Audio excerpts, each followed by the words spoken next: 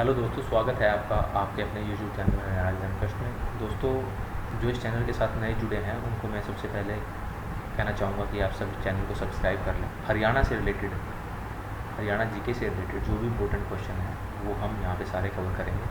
तो दोस्तों, हरियाणा का प्राचीन जो इतिहास है उसका भाग 4 आज हम कवर करने जा रहे हैं। तो हरियाणा का जो प्राचीन इतिहास है उसका भाग 4 आज हम इसमें कवर करेंगे।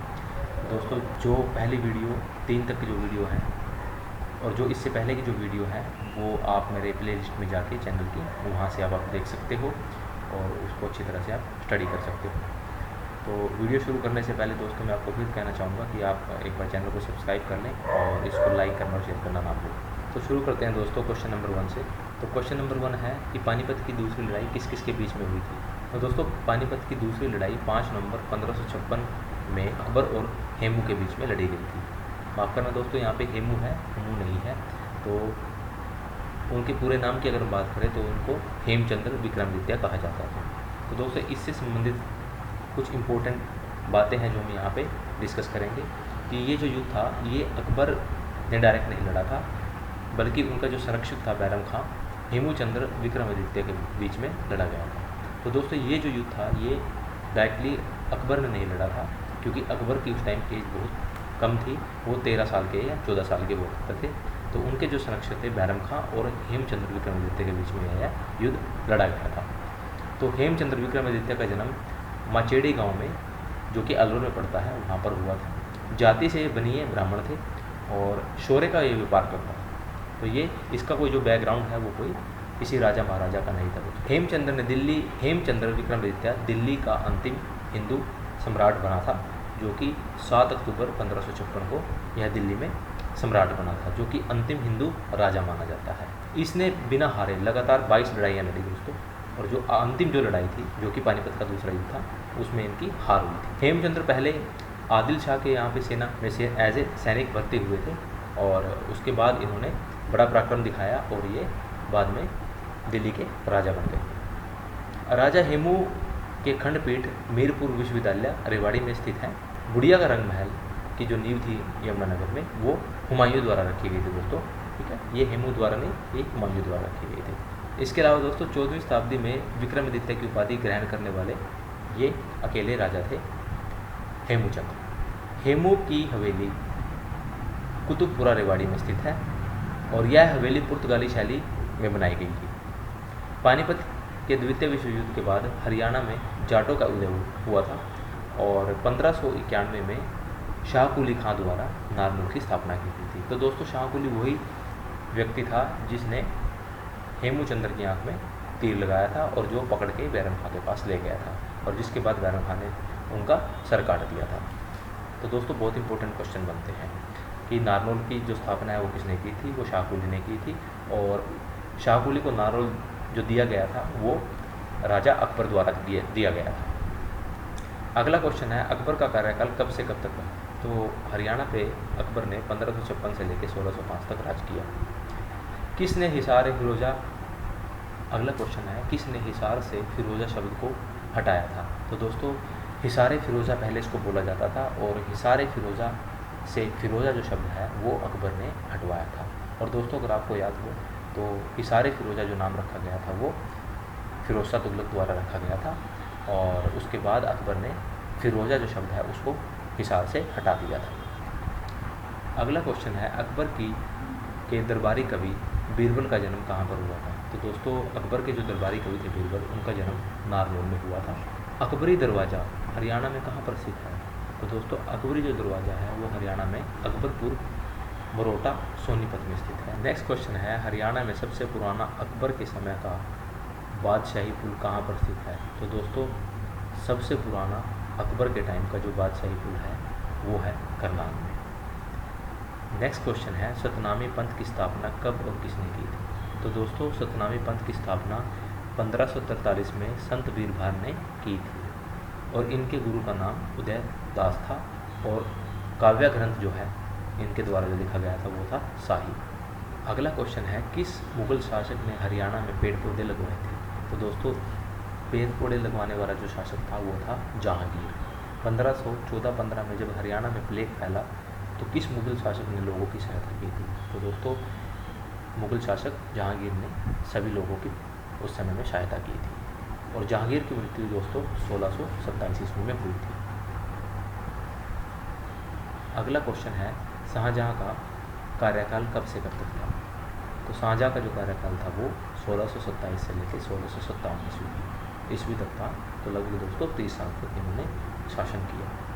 शाहजहाँ का धार्मिक गुरु कौन था? तो दोस्तों शाहजहाँ का जो धार्मिक गुरु था वो था शेख चिल्ली, और जिसके नाम पर उन्होंने मकबरा बनवाया था, जिसका नाम शेख चिल्ली का मकबरा है, जो कि थानेसर में स्थित है, जो कि कुरुक्षेत्र डिस्ट्रिक्ट में। अगला क्वेश्चन है शेख चिल्ली का मकबरा कहाँ पर स्थित है? तो दोस्तों जैसे कि मैंने आपको बताया कि शेख चिल्ली का जो मकबरा है वो थानेसर में है, और इसका जो निर्माता है वो शाहजहाँ है, और इसे हरियाणा का ताजमहल भी कहा जाता है। शेख चिल्ली के मकबरे को डेविड रॉस ने ताजमहल के बाद सबसे सुंदर इमारत का बताया था। तो बहुत इंपॉर्टेंट क्वेश्चन है कि किस अंग्रेज ने इसको ताजमहल के बाद दूसरी सबसे सुंदर इमारत बताया था? तो वो थे डेविड रॉस। और इसके अलावा दोस्तों हरियाणा में बनी सर्वश्रेष्ठ मुगलकालीन स्मारक, जिसको मुराय मुकुंद का छत्ता या बीरबल का छत्ता भी बोलते हैं, उसका निर्माण भी शाहजहाँ ने ही करवाया था। अगला क्वेश्चन है दोस्तों शाहजहाँ द्वारा बनाई गई प्रशासनिक इकाई कौन सी थी?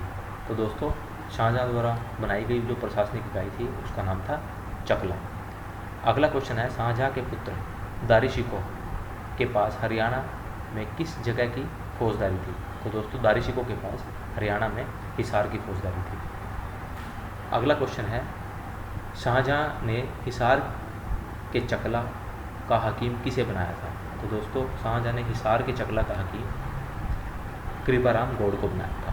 तो बहुत इंपॉर्टेंट क्वेश्चन है दोस्तों कि चकला का हकीम, जो कि हिसार की हम बात करते हैं, तो उसका जो हकीम बनाया था वो कृपाराम गौड़ को बनाया था। तो हरियाणा में औरंगजेब का डटकर मुकाबला किसने किया था? तो सबसे इम्पोर्टेंट और महत्वपूर्ण क्वेश्चन बनता है कि इसका जो मुकाबला है वो गोकुल जाट ने किया था 1669 में। और गोकुल जाट को ओला और कन्हाड़ देव के नाम से भी जाना जाता है। ये कन्हाड़ देव के नाम से भी बहुत प्रसिद्ध थे। नारनौल में मुगल शासक औरंगजेब का मुकाबला किसने किया था? तो दोस्तों नारनौल में सतनामियों ने औरंगजेब का मुकाबला किया था। अगला क्वेश्चन बनता है औरंगजेब के समय रेवाड़ी में अहीर शासन की स्थापना किस व्यक्ति ने की थी? रेवाड़ी में अहीर शासन की स्थापना नंदराम अहीर ने की थी, और इनका जो जन्म हुआ था वो हुआ था गढ़बोली गांव में। कि नंदराम अहीर ने दारूईड़ा शहर की स्थापना की थी। रानी की ड्योढ़ी रेवाड़ी में इन्हीं के द्वारा निर्माण करवाया गया था। उसके अलावा दोस्तों कन्नौर दरवाजा, बागावाला तालाब का जो निर्माण था वो भी नंदराम अहीर द्वारा ही करवाया गया था। अगला क्वेश्चन है भागनी युद्ध कब हुआ था? तो दोस्तों भागनी युद्ध हुआ था 1688 में। अगला क्वेश्चन है राजा राम जाट का शासन कब था? तो राजा राम जाट का जो शासन है वो 1688 में था। और दोस्तों एक बहुत इंपॉर्टेंट बात है जो हम यहाँ पे डिस्कस करेंगे कि राजा राम जाट ने अकबर के मकबरे को लूटकर उनकी अस्थियों को निकालकर जला दिया था, और जिसके बाद इनका नाम राजा चूड़ामन पड़ा था, और जिसके उत्तराधिकारी थे बदन सिंह। दोस्तों अगला क्वेश्चन है गुरु गोविंद सिंह की मृत्यु के बाद मुगलों से युद्ध किसने किया था? तो दोस्तों गुरु गोविंद सिंह की मृत्यु के बाद मुगलों से जो युद्ध किया था वो किया था बंदा बहादुर बैरागी। बहादुर बैरागी का संघर्ष 1710 में हुआ था। और विशेष तौर पे मैं आपको बताना चाहूँगा कि जो इनका जन्म है वो 1670 में कश्मीर में हुआ था, और इनके बचपन का नाम था लक्ष्मण सिंह, और जाति से वैश्य बैरागी थी। और इनका जो मुख्यालय था वो सिहरी खांडी था, जो कि सोनीपत में स्थित था। इनकी मृत्यु 1710 में मुगल बादशाह बहादुर शाह के समय में हुई थी। हरियाणा में सांग की शुरुआत 1715 में हुई थी, और सांग का जो स्वर्ण काल था वो 1730 से लेकर 1739 माना जाता है। तो दोस्तों बहुत इंपॉर्टेंट क्वेश्चन बनता है कि हरियाणा में जो सांग की शुरुआत थी वो कब हुई थी? वो 1715 ईस्वी में ही हो गई थी। और जो सांग का स्वर्ण काल माना जाता है वो 1730 से 1739 को माना जाता है। तो दोस्तों इस क्वेश्चन को आप बड़े ध्यान से पढ़िए, क्योंकि बहुत इंपॉर्टेंट क्वेश्चन बनता है। नेक्स्ट क्वेश्चन है हरियाणा में अंग्रेजों द्वारा किसानों से भूकर के रूप में कितना हिस्सा लिया जाता था? तो दोस्तों अंग्रेज जो थे वो भूकर के रूप में 1/6 हिस्सा लेते थे किसानों से। और अगला क्वेश्चन है हरियाणा में देसी रियासतों द्वारा किसानों से कितना भूकर लिया जाता था? तो दोस्तों जो देसी रियासतें थी वो किसानों से 1/4 हिस्सा लेती थी, जबकि जो अंग्रेज़ थे वो 1/6 हिस्सा लेते थे। तो दोनों क्वेश्चन इंपॉर्टेंट है दोस्तों। अगर देसी रियासतों की बात की जाएगी तो 1/4 हिस्सा, और अगर अंग्रेज़ों की बात की जाएगी तो 1/6 हिस्सा सही आंसर होगा। So friend, thank you for watching this video. और अगर आपको दोस्तों ये वीडियो अच्छी लगती है तो इसको लाइक करना, शेयर करना और सब्सक्राइब करना चैनल को ना भूलिए। और अगर आपको हरियाणा के प्राचीन इतिहास से रिलेटेड सभी 4 वीडियो देखनी है तो आप मेरे चैनल के प्लेलिस्ट में जाके वहाँ से आप सारे वीडियो देख सकते हैं। और दोस्तों, चैनल को सब्सक्राइब करने के बाद आपके पास हरियाणा के प्राचीन इतिहास से रिलेटेड जितनी वीडियो होंगी उसके नोटिफिकेशन आपको मिल जाएंगे। उसके लिए आपको चैनल को सब्सक्राइब करना होगा। Thank you.